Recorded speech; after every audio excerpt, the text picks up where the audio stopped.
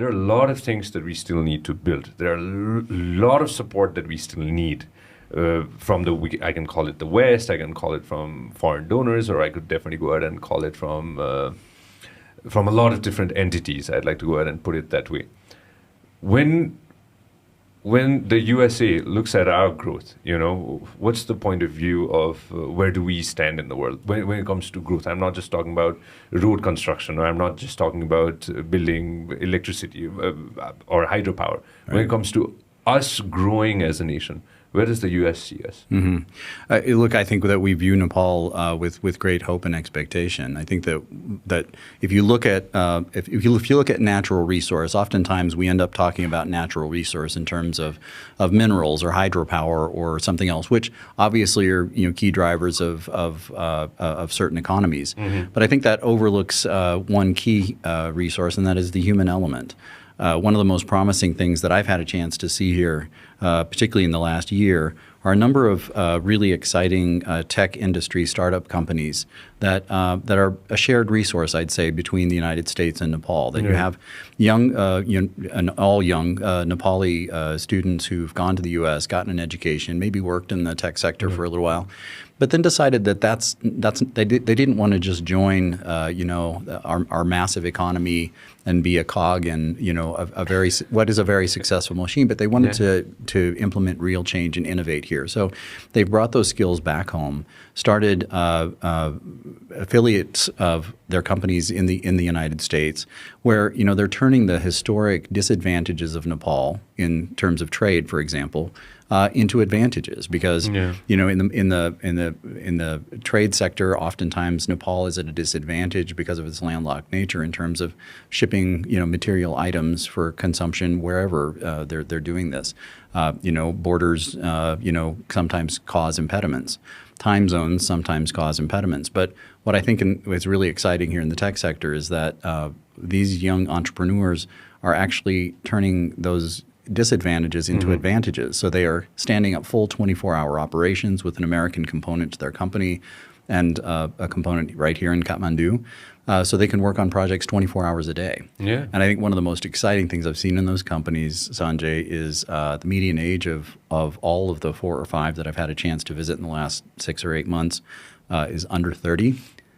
And it's almost complete gender parity. So, and these are, I will tell you, these are not students. These are not young people who have studied in the West or gone abroad for their education. They're coming from Nepalese universities. They've been trained here, and they have all the skills, I think, to succeed in that really hyper-competitive environment. Yeah. That's really promising to me. So, that's one thing that I certainly, if I were going to be here longer, I would continue to try to work on and to emphasize, because I do think it's a loss for this country when young people may think that their dreams can't be served here. When I again carrying forward the same conversation, I see a lot of prospect in tourism. Would you believe in that? I do. I think we're seeing, I think, the initial signs of a rebound after the COVID pandemic, which was obviously very difficult for the sector. I think that already we're seeing significant numbers, particularly from my own country, which we track, more closely. And I'd also like to add that I was just reading this morning that President Joe Biden has said that the pandemic is over. Yeah, indeed. I mean, I think that the travel restrictions that we've all really just endured and groaned and labored under are mostly gone, and so I think those doors are opening up again. And I think Nepal is an ideal destination for folks to come out here. So again, we're not quite at pre-pandemic levels, but I think we're seeing a lot of growth. I think that the goal here is not just to get back to pre-pandemic levels, though. The goal is to continually revise and rethink about how Nepal benefits from tourism. For example, we know that Americans are traveling here in greater numbers. We also know that they bring more money into the economy here than most other travelers.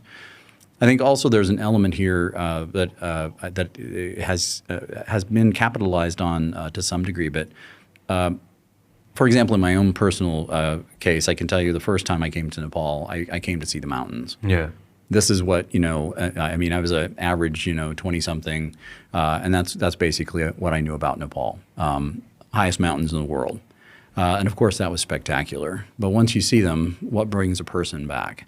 And I would say it's not really the mountains for most. It's actually the culture. It's the interactions with people. It's the understanding of this really rich, diverse tapestry that makes up Nepalese society. So, I think that the country can benefit more from just continuing to place a value on those cultural aspects, of society, maintaining, historic structures, helping to educate people. That's one sort of hobby piece of mine that I have been very, very active in, because I think that, culturally speaking, Nepal is so incredibly rich, in a great and diverse sort of way. I think there is a concept, though, especially from those who may not know as much about Nepal, of understanding what Nepal is all about. So I think the good thing is that the remedy for that is education and talking about it.